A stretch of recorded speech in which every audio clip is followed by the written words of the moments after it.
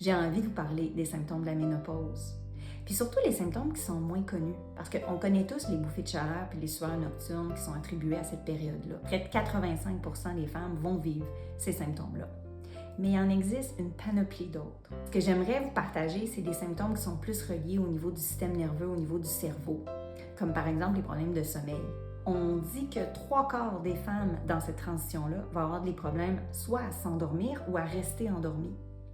On a les récepteurs estrogènes partout dans le corps. Donc, quand nos estrogènes diminuent à la périménopause, on a des symptômes partout dans le corps. On a énormément de récepteurs d'estrogènes dans notre cerveau.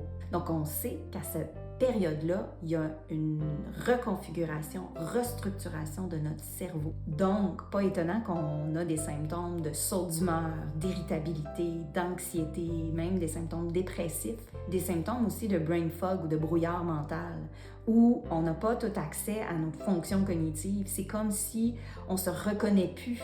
On a de la misère à rester focus, à être concentré sur une longue période. On oublie des choses, on cherche nos mots. On arrive dans une pièce, puis pourquoi je suis nue donc?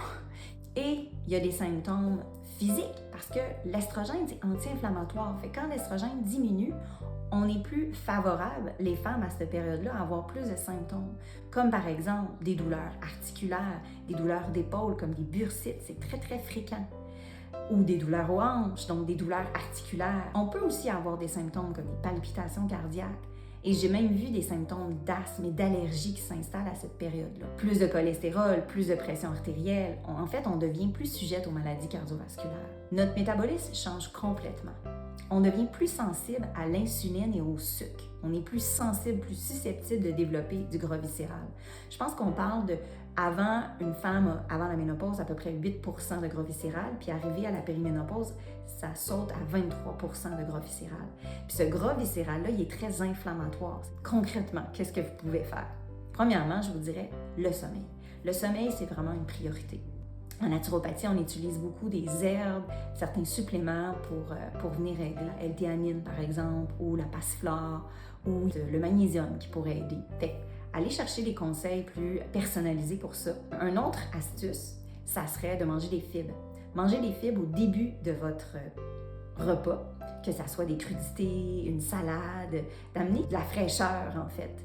Ce que ça fait, c'est que de un, ça nourrit votre microbiome parce que c'est beaucoup de fibres et on sait que le microbiome se transforme à la périménopause. En fait, la diversité des bactéries diminue. Plus on a une diversité microbienne, plus on est en santé. Et aussi, en mangeant des fibres avec mon repas, je vais ralentir l'absorption des sucres dans mon corps. Donc, ça va aider ma glycémie. Ensuite, un autre truc, ça pourrait être de bouger après avoir mangé. Donc, je vous invite, là, après avoir mangé, après un repas, d'aller marcher dehors, passer le balai, ranger, monter les escaliers, bouger, activer vos muscles. Ceci va aider aussi à lutter contre les symptômes de ménopause, notamment au niveau de la prise abdomen, au niveau du ventre. Un autre truc, les protéines.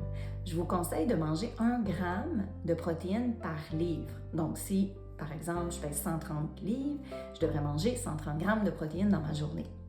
Ça va aider à stabiliser mon taux de sucre, ça va aider à nourrir mes cellules et à garder ma densité osseuse et mes muscles parce qu'on veut lutter contre la perte de masse musculaire et notre perte de densité osseuse. J'ai plein de ressources à vous partager en lien avec la périménopause. Fait que je vous invite à entrer en lien avec moi, que ce soit en consultation privée ou à vous inscrire à mes ateliers sur le sujet qui est la périménopause, qui est un sujet qui me passionne.